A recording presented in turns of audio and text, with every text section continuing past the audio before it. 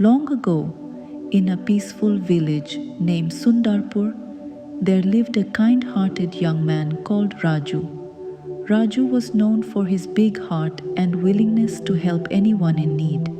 He gave away his food, clothes, and even his small savings to people who asked for help.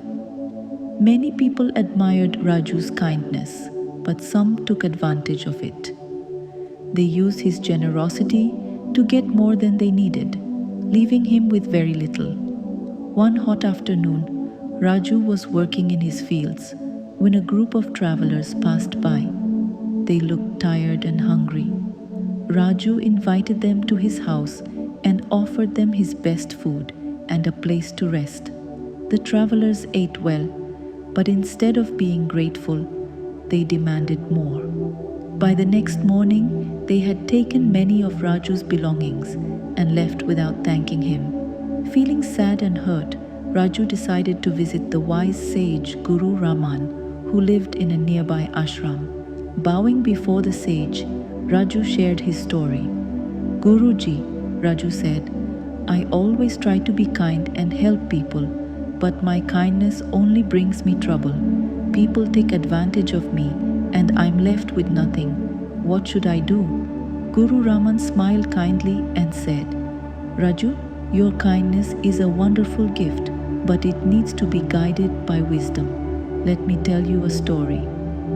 In a faraway kingdom, there lived a good king named Vikram, loved by his people for his fairness and generosity.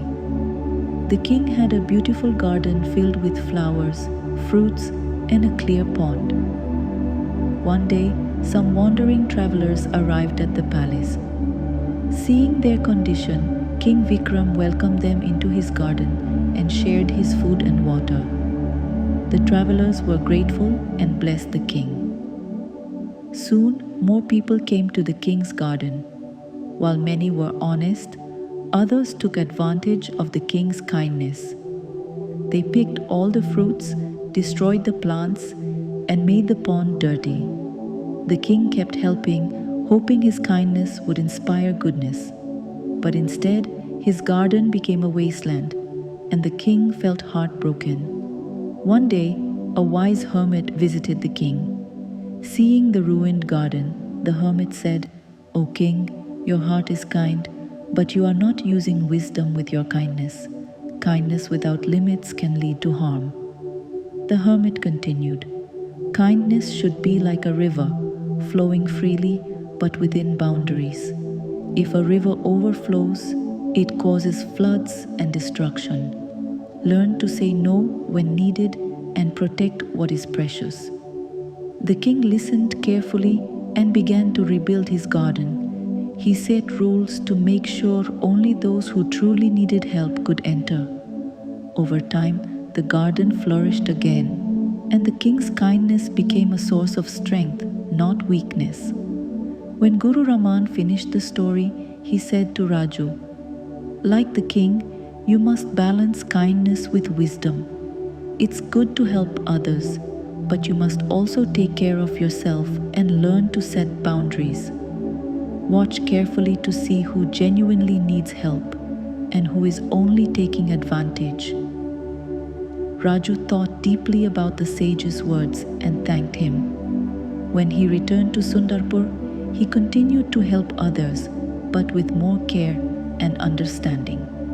He learned to say no to those who tried to exploit him and focused on helping those who truly needed it. One day, the same travelers who had wronged Raju returned. This time, Raju greeted them calmly and said, "I will help you if you truly need it, but I won't tolerate dishonesty." The travelers, ashamed of their actions, apologized to Raju. Seeing their honesty, Raju gave them food and water, but with clear limits. Over time, Raju's kindness inspired others in Sundarpur. The villagers began to follow his example, helping those in need while being careful not to let others take advantage. The village grew stronger and happier as everyone learned the value of kindness balanced with wisdom. Moral of the story: is that kindness is a great virtue, but it should always be balanced with wisdom. Helping others is important, but we must also take care of ourselves. True kindness means giving from the heart while understanding the difference between need and greed. By setting boundaries, we can be kind in a way that helps everyone, including ourselves.